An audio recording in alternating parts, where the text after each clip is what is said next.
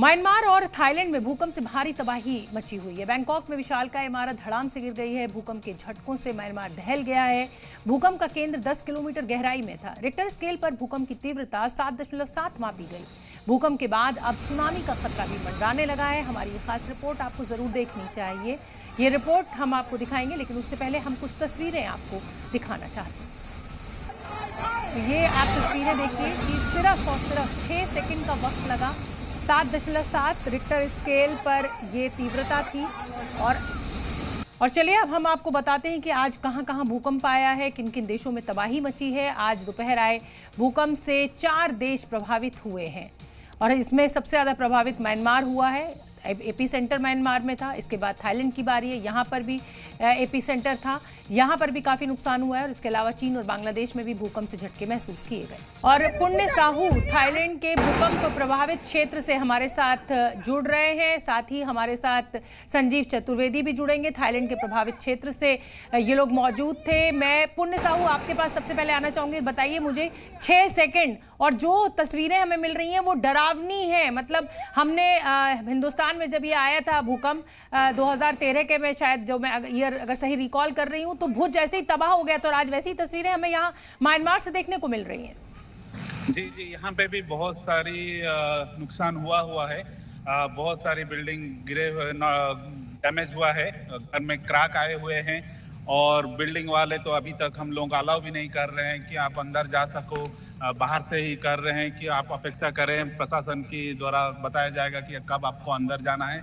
आप ये देख सकते हैं बिल्डिंग के नज़ारे सब। यहाँ पे सब लोग बाहर बैठे हुए हैं, अभी तक इंतजार कर रहे हैं कि प्रशासन की तरफ से कुछ आएगा तो हम लोग अंदर जा सकते हैं।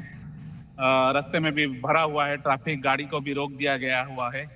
तो अभी फिलहाल सिचुएशन अभी भी खराब है, तो हम लोग वेट कर रहे हैं, देख रहे हैं क्या होता है। बिल्कुल। और मैं अब संजीव जी का भी रुख करना चाहूंगी। संजीव जी, 2001 वो साल था जब गुजरात के भुज में इसी तरीके की तबाही मची थी। आप यहाँ पर मौजूद हैं। सबसे पहले क्या दिमाग में आया और आप कहाँ पर मौजूद थे? क्या आप इमारत से बाहर भागने लगे या सड़क पर थे? कहाँ थे आप उस समय?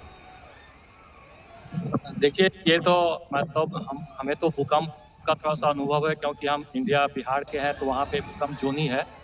लेकिन ये जो अभी आया तो ये हम भी अभी तक दहशत में, हमको अभी लग रहा है कि मेरा शरीर अभी जो है कांप रहा है।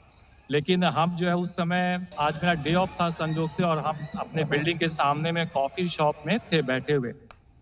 एक्चुअली जल्दी भूकंप होता है तो जल्दी 5-10 सेकेंड में झटके के बाद खत्म हो जाता है। लेकिन यहाँ पे क्या हुआ कि लंबे समय तक हुआ, लगभग 20-25 सेकंड तक तो हम कॉफी शॉप के अंदर में ही थे। तो हमको डिजीनेस हुआ, हमें चक्कर आ रहा था। तो मुझे लगता है कि आज हम ब्रेकफास्ट नहीं लिए तो हो सकता है चक्कर आ रहा। तो फिर देखिए सामने वाले को भी चक्कर आने लगा और फिर लोग जो है खड़ा होके भागने लगे इधर उधर। और जब बाहर आए तो फिर पता चला कि ये भूकंप है।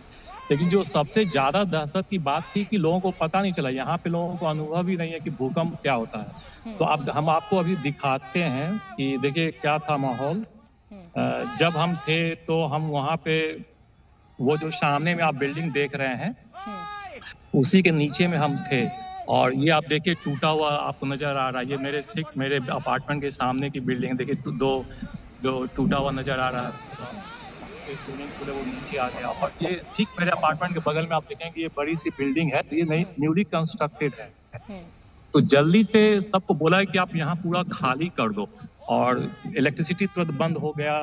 फिर उसके बाद लोगों को पता नहीं चला था। लेकिन संजीव जी, ये तो 6 सेकंड के अंदर इस तरीके से दहल गया म्यांमार, और जिसको कहा जाए कि सब तरफ तबाही दिखने लगी। लेकिन ये आफ्टर शॉक्स जो होते हैं वो भी बड़े खतरनाक होते हैं। क्या यहाँ पर आफ्टर शॉक्स अभी भी महसूस किए जा रहे? कितनी बार इस तरह के झटके आए?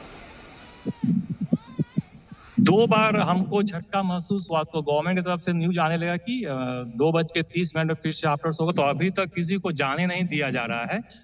और संजोग की बात थी कि लोग उसमें थे और यहाँ पे बहुत सारे अपार्टमेंट हैं, तो वो मतलब लोग घर से बाहर थे। और क्या होता है कि लोग दिन का जो खाना है वो बाहर में ही। बिल्कुल ठीक है। बात करूंगी संजीव जी भी आपसे। पुण्य साहू का भी मैं एक बार रुक कर लेती हूँ। पुण्य साहू जी, आपका क्या अनुभव था और अब इस समय रेस्क्यू ऑपरेशन को लेकर क्या आप भारतीय दर्शकों को बताना चाहेंगे? क्योंकि जाहिर सी बात है कि इमरजेंसी लगा दी गई है और इस स्थिति में लोगों के लिए सबसे ज्यादा दिक्कत होती है, छोटे बच्चों के लिए, बुजुर्गों के लिए खाना पीना किसी को अस्पताल की जरूरत है, तो आप वहाँ पर क्या देख पा रहे हैं, किस तरीके का रेस्क्यू ऑपरेशन चल रहा है? जी मेरे ऊपर ही, खुद के ऊपर ही आया। मेरी वाइफ जो है 9 महीने की प्रेग्नेंट है। मुझे खुद अपने बिल्डिंग के 10वें मोहल्ले से नीचे जाना पड़ा। तो मुझे पता है मैं कैसे भाग भाग के गया हूँ। अंदर नीचे जाते ही मेरे वाइफ के भी बीपी हाई हो चुके थे पैनिक के वजह से। तो मैं बहुत अच्छे से महसूस किया, ये पहली बार मैंने महसूस किया। सारे के सारे बिल्डिंग बहुत सारे हिले हुए थे। हमारे बिल्डिंग में भी बहुत सारे क्रैक आए हुए हैं। इलेक्ट्रिसिटी सप्लाई अभी तक बंद करवा दिया गया है, ताकि जो लिफ्ट वगैरह की है सब चेक किया जाए, तभी उसके बाद ही हो पाएगा अलाउ। तो प्रशासन की तरफ से भी आया हुआ है कि बाहर वेट कीजिए, ताकि हम लोग फिर से चेक करें। 6 बजे तक टाइम दिया गया है कि बाहर वेट करें, और उसके बाद ही हम लोग बताएंगे। तो ये बहुत ही सनसनी थी। बिल्कुल ठीक है पुण्य साहू जी, संजीव जी, आप लोग अपना ध्यान रखिए। और इस समय हिंदुस्तान जो है वो आपके साथ खड़ा हुआ है, भारत आपके साथ है इस मुश्किल घड़ी में।